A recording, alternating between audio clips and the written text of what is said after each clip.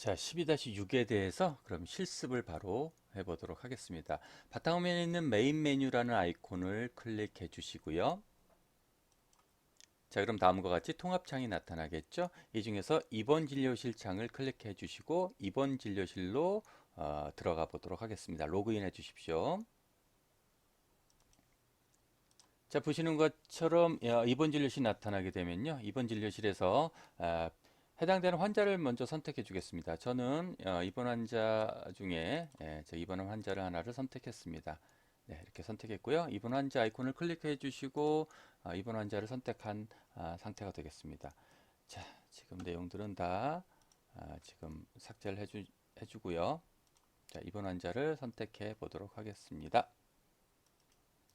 자, 환자 선택한 상태에서요. 입원 환자 선택한 상태에서 자, 여기 이 버튼, 병명을 넣을 수 있는 이 병명 버튼을 한번 눌러보도록 하고요. 자, 상병창이 이렇게 나타났을 때 어떻게 해야 된다고 그랬죠? 여기 상병 코드를 넣어주는데요. 우리 스텝 4에서 봤던 것처럼 J157과 J180을 넣어주도록 하겠습니다. 저는 J157 하고요. 네. 이렇게 보면 이제 법정 감염병이라고 나오죠. 그 다음에 두 번째 게 J180 이렇게 두 가지를 넣습니다. 한 가지가 마이코플라즈마라는 폐렴이고 한 가지가 이제 기관지 폐렴에서 두 가지 주 부상병을 넣습니다. 이게 스텝 14번에 해당하는 부분이다라고 보시면 되겠죠. 자, 그리고 이렇게 넣은 다음에 저장 버튼 눌러주시면 저장이 된다라고 됐죠. 저장이 됐습니다. 예. 근데 이제 저장하시고 나시면 갑자기 다 아무 내용도 안 보이게 될 거예요. 그런데 이때 다시 한번 병명 눌러주시면 입력했던 내용들이 다시 나타나는 거 확인하실 수 있을 겁니다. 네, 이렇게 확인했죠. 그 다음에 우리가 스텝 4번 이후에 옵션들 얘기했었습니다. 스텝 5번에서 각각 요 항목들 이렇게 클릭해 주시면 어떤 거 나오냐 뭐 이런 내용들 했었는데요. 이 부분에 대한 부분들은 각각 놔두고 예를 들어서 F1 눌러주시면 어떤 것들이 나오냐라는 건데 D 누르면 이렇게 덴탈에 관련된 것들 나오고요.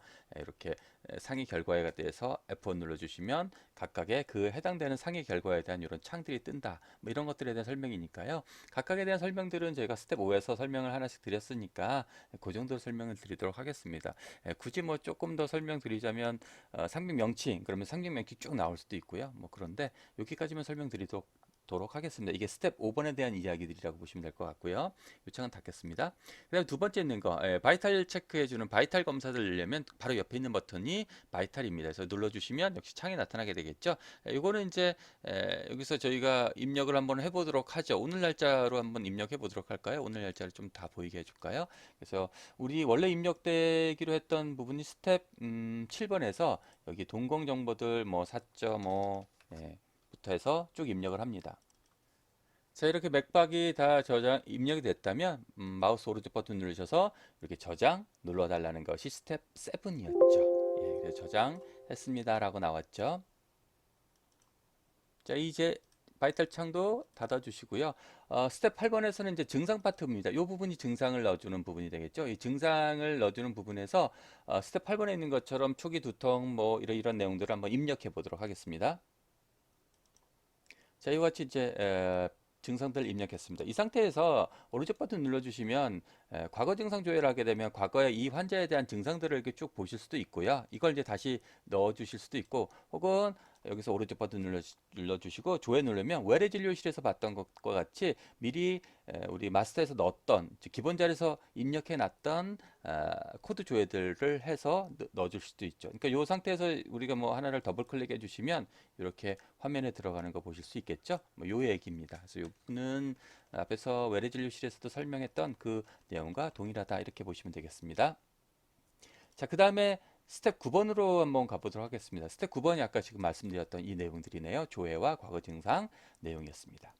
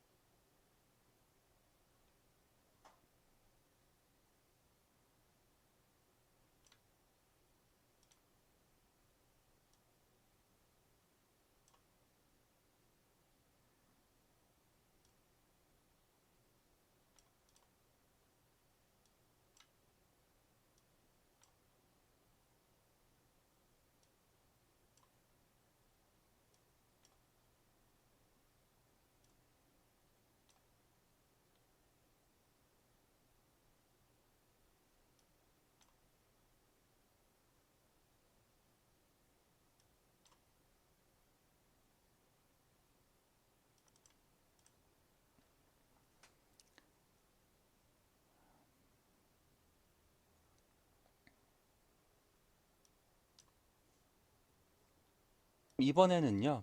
자, 그러면 이번에는 우리가 처방 내역들을 한번 넣어보도록 하죠. 스텝 12번에 있는 것처럼 혈액 검사들 하고요.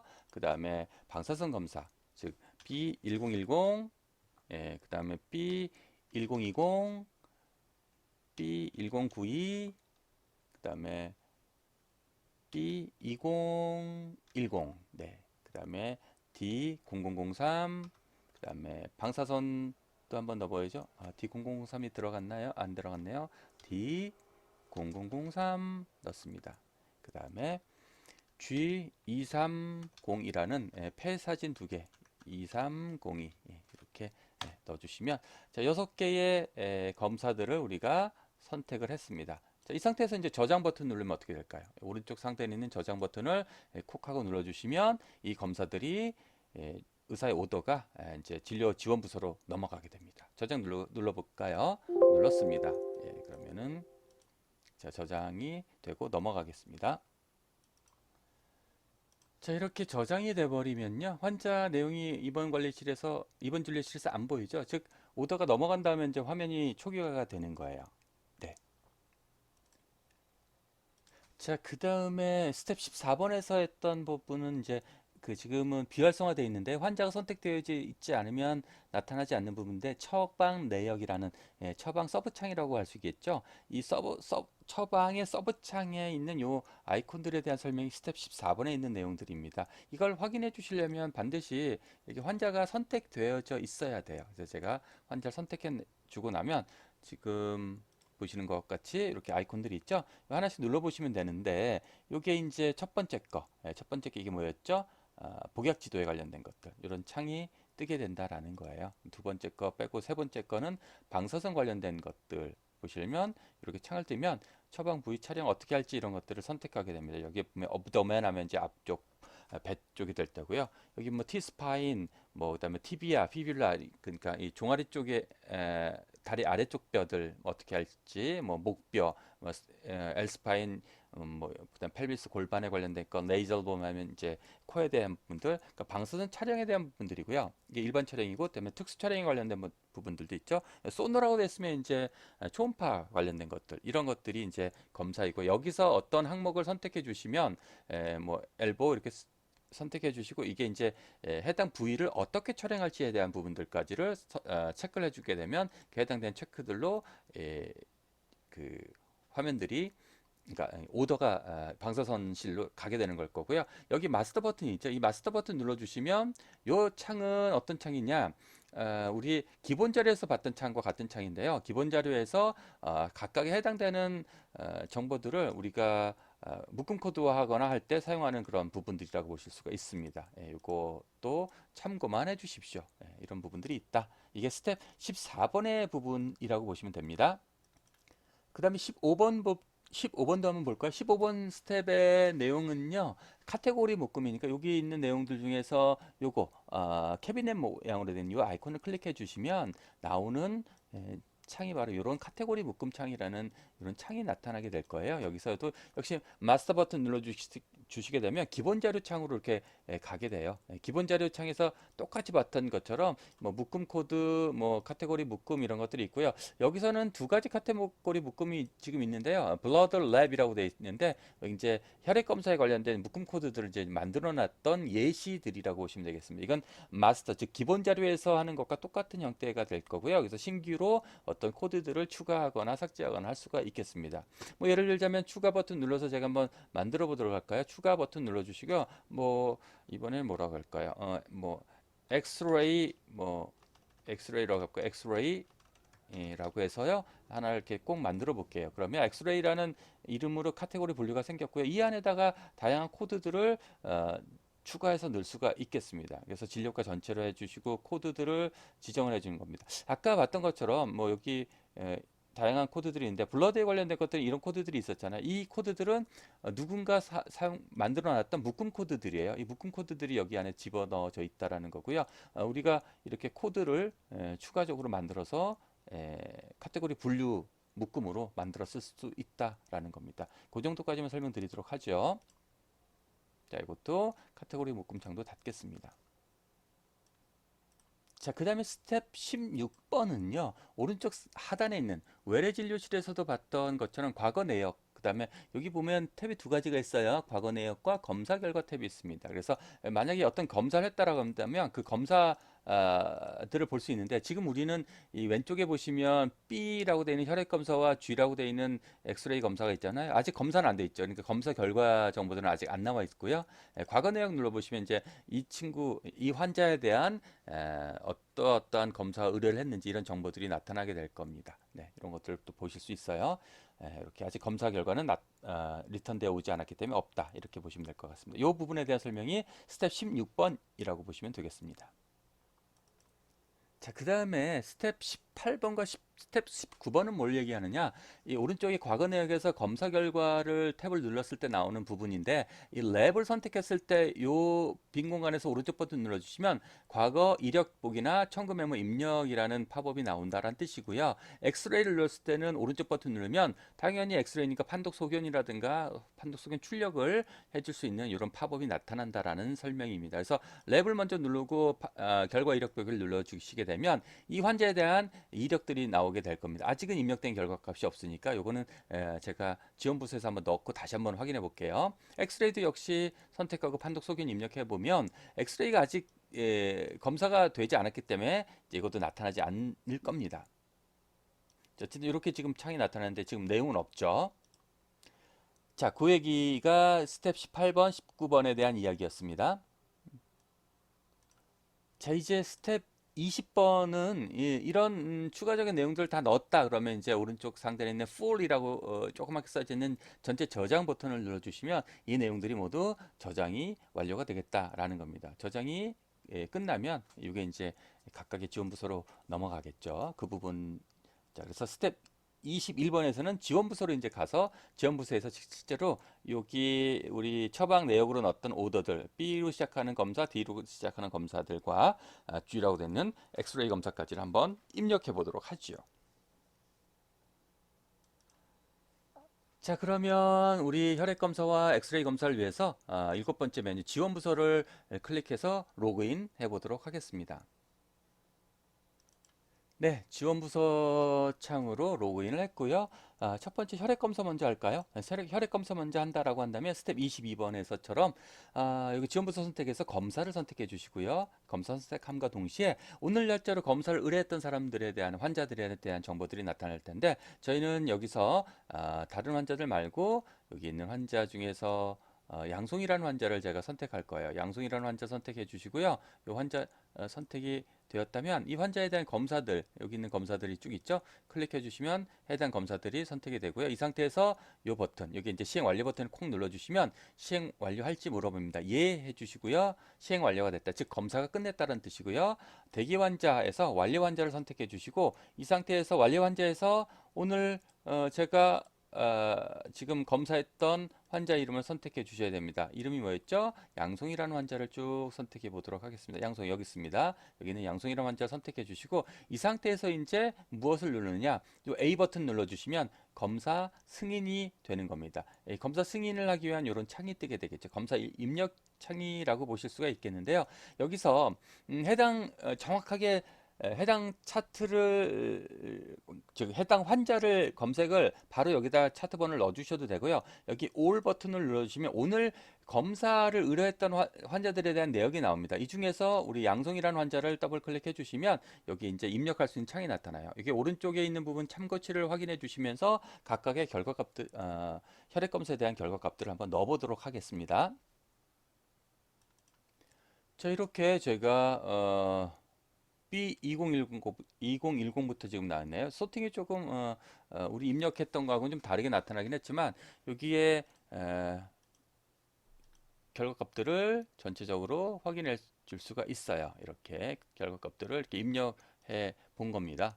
소팅을 제가 이렇게 소팅을 해봤는데 이렇게 결과값들이 있고요. 이 결과값들은 우리 스텝 몇 번이었죠? 26번에서 했던 결과값 그대로 한번 넣어본 거예요. 이때 반드시 주의해야 될 사항은요. 환자들이 많잖아요. 환자들이 많으니까 어떤 환자인지 정확하게 요 위쪽에 있는 정보들, 페이션트 인포메이션을 정확하게 보시고 어떤 환자 내가 지금 입력하는지가 정확하게 해야 돼요. 아니면 혈액 검사 결과들이 바뀔 수도 있잖아요. 그래서 이 부분을 잘 만들어 놓으시고 이 상태에서 최종 보고 버튼을 눌러주시면 이 내용이 어디로 갈까요? 네, 이제 주치의한테로 넘어가게 됩니다. 환자에 대한 모든 검사도 시행했고 검사 결과도 넣었다라는 완료 보고가 되겠습니다. 이렇게 해서 저장해 주시면 혈액 검사는 이제 끝나게 되겠습니다. 창을 닫아 주겠습니다. 자, 이번에는 동일한 방법으로요. 이번에는 이제 방사선 쪽으로 가야겠죠. 지원부서에서 방사선을 선택해 주시고요. 방사선에서 완료 환자가 아니라 이번에는 대기 환자로 다시 가셔서 양성이랑 환자, 자, 아까 검사 G230이 흉부 패천부 2장짜리 사진을 찍게 했습니다. 이거 선택해 주시고 요 시행 완료 버튼 눌러 주셔도 되고요. 아니면 여기서 오른쪽 버튼 눌러서 시행 완료 눌러 주셔도 됩니다. 그러면 이렇게 완료하겠습니다. 즉 촬영이 이제 끝난 거예요. 끝났으면 완료 환자에서 선택해 주시고 해당되는 환자를 잘 선택해 주십시오. 양송이 네, 여기 있네요. 여기에 해당 환자 선택해 주신 상태에서 이번에는 좀 달라요. 이번에는 이 환자 정보 중에서 양송이라는 환자에 뭘 해줘야 될까요? 양송이 환자의 검사 소견을 눌러줍니다. 그럼 이렇게 검사 소견창이 판독 소견창이 나타나게 될 거예요. 이제 반드시 주의하셔야 됩니다. 어떤 환자인지에 대한 정보가 이게 계속해서 검사 결과지들은 움직입니다. 이렇게 움직이기 때문에 해당 환자 반드시 잘 선택해 주시고 이 상태에서 판독 소견을 눌러 주셔야 돼요. 그 부분이 조금 좀 헷갈릴 수가 있습니다. 그러니까 사실은 그런데 임상병리는 한 사람이 하게 돼요. 보통 한두 사람의 임상병리사가 하기 때문에 이 부분에 큰 문제는 없을 겁니다. 네, 그래서 여기 지금 양송이에서 판독 소견 눌러주고요. 이렇게 창이 뜨게 되면 검사 소견들을 여기다 이제 입력해 주시면 되겠습니다.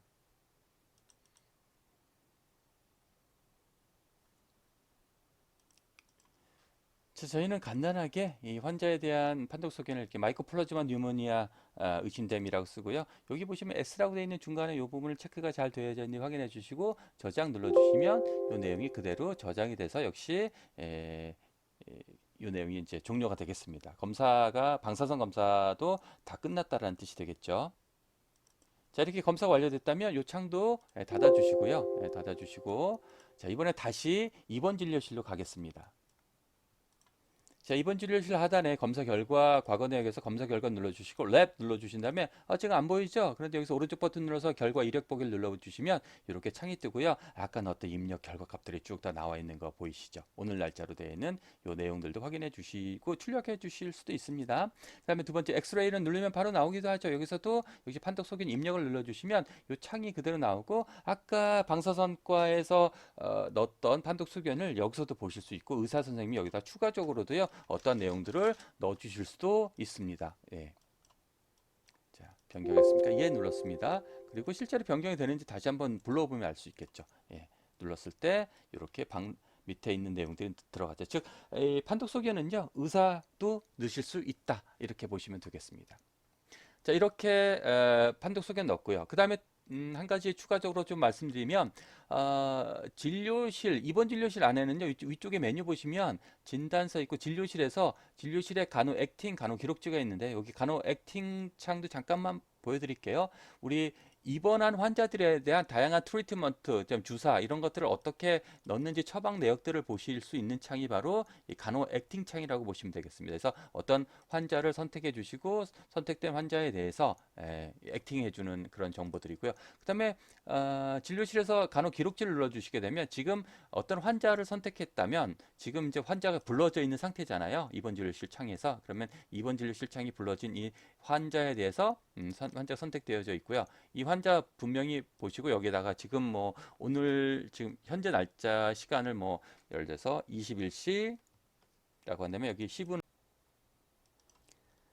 제가 이렇게 다시 한번 말씀드리면 21시 29분에 BP 120에 80 10이라고 썼네요. 120에 80 펄스 45, 뭐 템포 36도 이렇게 쓰고요. 뭐 22시 30분에는 뭐 K230이라는 주사제를 수액을 넣었다. 뭐 23시 40분에는 템포 37이었다. 뭐 다시 한번 더 볼까요? 그 다음에 23시 50분에는 네, 그럼 2350 이렇게 넣어주시면 될 거고요. 뭐 K210을 뭐 넣었다. 뭐 이런 식으로 넣어주실 수가 있겠죠. 이렇게 넣고 저장 버튼만 눌러주시면요, 이 내용이 그대로 저장이 되고요. 이렇게 간호기록지도 입원 진료실에 화면에서 이렇게 넣어주실 수가 있겠습니다. 이 부분은 이제 간호사들이 입력하는 부분이 되겠죠. 이 밖에도요, 다양한 정보들이 있습니다. 입원 진료실 안에는요, 이렇게 팍스나 EMR 등의 연동과 관련된 것들, EKG 같은 심전도죠. 이런 부분들에 대한 연동도 하실 수 있고, 진단서는 외래진료실에 있는 것과 똑같습니다. 그래서 뭐 외래진료실 의사나 병동의 입원 진료실 의사는 똑같은 의사이기 때문에 이런 진단서들을 발부할 수도 있을 거고요. 기타 메뉴는 외래진료실보다는 훨씬 더 적은 걸 보실 수 있을 텐데요. 보시는 것과 같이 판독 소견서라든가 혹은 이제 이미지 판독, 그다음에 바이탈 체크, 스케줄, 뭐 시력 검사, 각종 이런 검사에 관련된 부분들이 나와 있습니다. 이 부분도 외래진료실에서도 봤을 것 같은데요. 판독 소견서가 이제 원, 투로 이제 두 가지로 좀 나눠져 있습니다. 서식이 조금 다르다 이렇게 생각해 주시면 될 것 같습니다. 자, 이렇게 해서 입원 진료실의 12-6 예제를 마치도록 하겠습니다. 12-6에 앞에 이론이었고 지금 예제는 실습이었습니다. 실습 예제를 마칩니다. 감사합니다.